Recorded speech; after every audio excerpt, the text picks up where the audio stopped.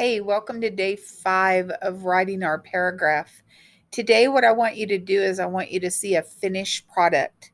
So remember that when we wrote our finished paragraph, we wrote it on the front of a piece of paper, which means the holes are on the left. You have the red margin to the left that is darker than the margin on the right. And remember, the margins are there so that you write in between the paper. This is the finished product, and I want you to know that it's very important that you use the top line to put the title, which is capitalized. Then on the second line, what you do is you indent about 5 spaces, and remember, an indentation is when you push in. That is so that your reader knows that you are starting a new paragraph. Then you start writing, and you just write until you get done with your paragraph. It isn't a list of sentences. It says chipmunks are little creatures that live all over the North American continent. First, chipmunks live in forests or woodlands.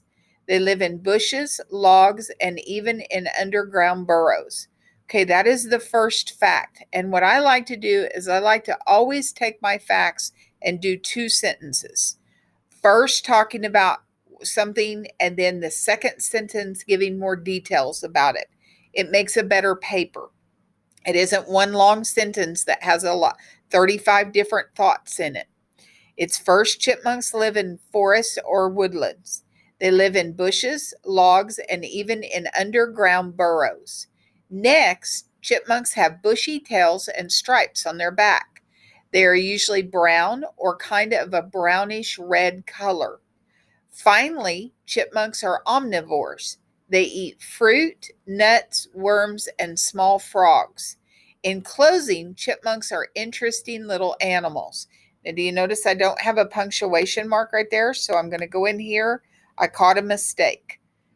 Now, the only thing I might do is I might take the omnivore right there and I might explain it. And I might say, finally, chipmunks are omnivores, comma, which means they eat both meat and fruit and vegetables.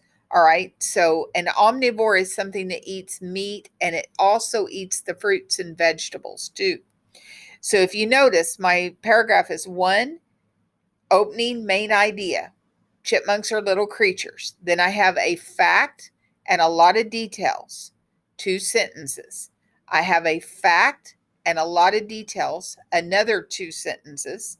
And I have a fact and more details, 2 sentences. And then here's my bottom bun in closing, in conclusion, to sum it up, and I'm done. Now, that paragraph right there would get you a beautiful solid 3 because it is great. It tells us where the chipmunks live. It tells them not only do they live in forest or woodlands, but they live in the bushes, the logs, and the underground burrows. Then it tells us what they look like, the appearance. They have bushy tails, stripes on their back. They're brown or a brownish red in color. And then the last one is they're omnivores, and we show how they eat the fruit and nuts, which give them half of the omnivore. And then we show how they eat the worms and the small frogs, which is the other part of the omnivore. Then we conclude it. We put our bottom bun on. We reread it to somebody. We find our mistake, like I found a mistake, and then we would be ready to turn it in. And that's what a finished paragraph looks like. Very organized. Introduce what you're talking about, give facts and details, and then wrap it up in a conclusion. Always reread it several times because you're going to find things that you can add or things that don't make any sense, commas that were missed, periods, or, like list, like the list might be wrong. It always, always, always is a good thing for you to read it out loud and then to have maybe a couple of people read it out loud. All right. So there's our paragraph and we did it. Monday, what we did was we got a topic sentence. Then Tuesday, Wednesday, and Thursday, we wrote about the facts and we gathered those up by reading material. And then on Thursday afternoon, you rewrote your paragraph in complete sentences. And then today would be the day where we would go around and people would read it and they would edit it. and then it would be ready for your teacher to check it.